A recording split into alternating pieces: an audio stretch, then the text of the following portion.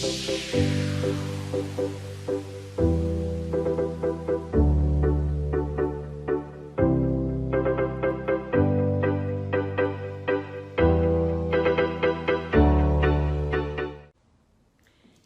morning, Cece Summerfield here, and I'm here and it's the first official day, well, I guess official day of summertime here. We're kicking off Memorial Day weekend, and with that, I wanted to talk about downsizing.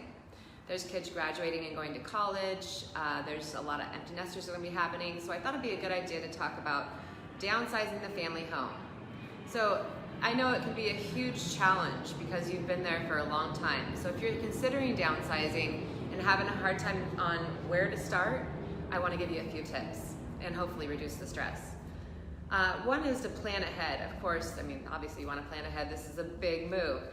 Start setting goals early on in the process and make sure all that are involved are on board, because you don't want to hurt anybody's feelings. Obviously, there's family involved.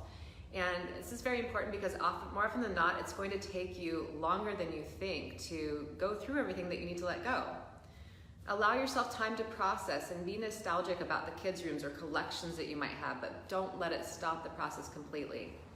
Invite your family members over that you want to have a say in any collectibles or keepsakes that you might want somebody to keep.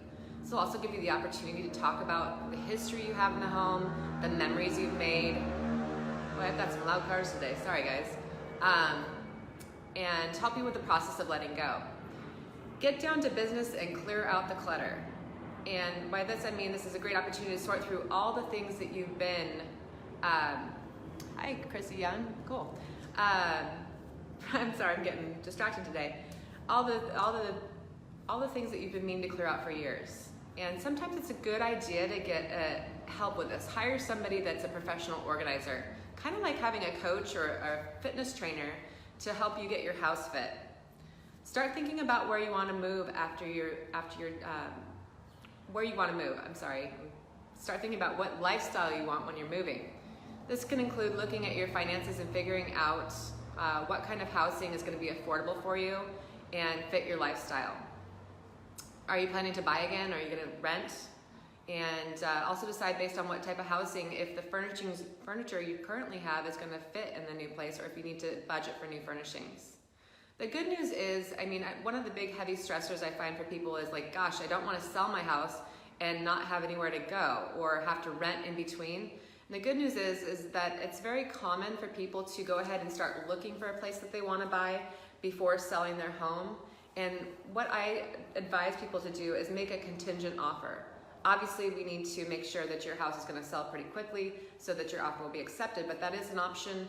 And then there's also the option, since you've been there for a long time, of doing a bridge loan, which relies on the equity that you have in your current home to qualify for the loan for your new home. That way you don't have to sell first. So I hope this has been helpful, and I'm sorry for the distractions today. It seems like there was planes and lots of cars out there, and also a motorcycle is really loud. But I hope you have a great Memorial Day weekend, and if you need anything over the weekend as far as a list of open houses, would like to see any houses, want to talk about selling your house, I'm here and I am working. All right, have a great day.